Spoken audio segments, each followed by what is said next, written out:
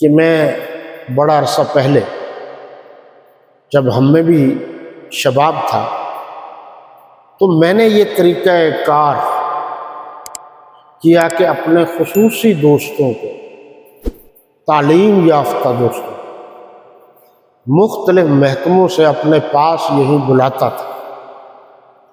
کھانے کی دعوت دیتا تھا، اور میں ان سے ایک ہی درخواست کرتا تھا، اور وہ یہ تھی کہ جناب آپ یہ لو کاغذ قلم، یہ ایک کیسٹ ہے میرے پاس، یہ تقریباً 1 گھنٹے کی ہے، آپ اس کو سنیں۔ اس وقت تو وہ آڈیو تھی، ٹیپ ریکارڈر،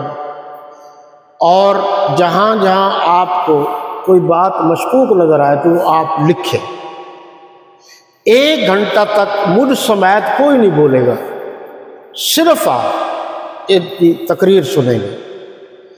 جب یہ کیسٹ ختم ہو جائے گی تو بعد میں آپ مجھ سے پوچھیں جو بات سمجھ میں نہ آئے۔ تو یقین کریں میرے تجربے میں یہ بات ہے کہ ہماری تقریر سے وہ اثر نہیں ہوا جو حضرت جھنگوی شہید کی کیسٹوں سے اثر ہوتا تھا اور اب بھی اثر ہوتا ہے۔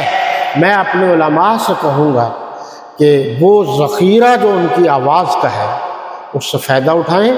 اور عوام الناس کو نجی نشست میں، خصوصی نشست میں یہ سنائیں تاکہ ان کو پتہ چلے حق کیا ہے اور باطل کیا ہے۔